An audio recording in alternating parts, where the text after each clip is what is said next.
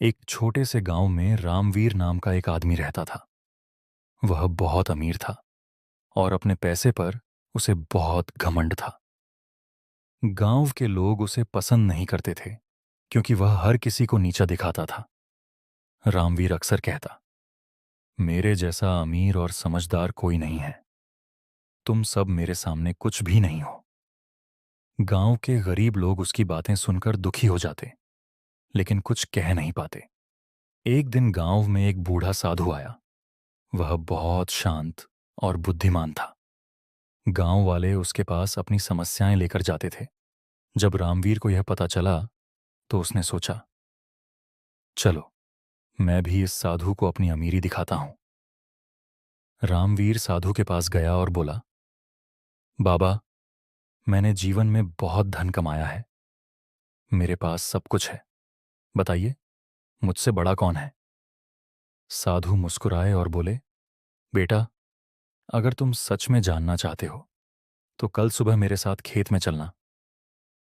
अगले दिन रामवीर साधु के साथ खेत गया। वहां साधु ने उसे एक छोटा सा बीज दिया और कहा, इसे बो दो। रामवीर हंस पड़ा। इतना छोटा बीज, इससे क्या होगा?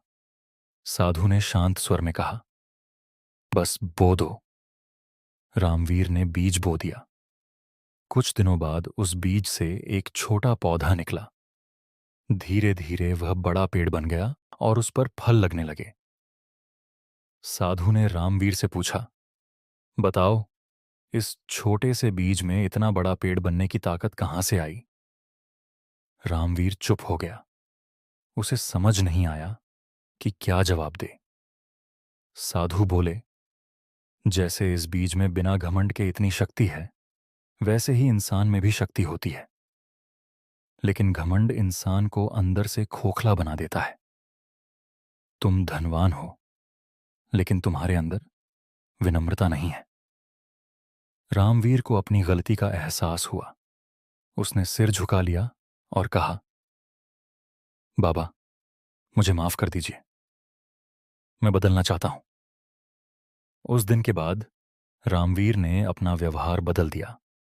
वह अब गांव वालों की मदद करने लगा और सबके साथ प्यार से बात करने लगा।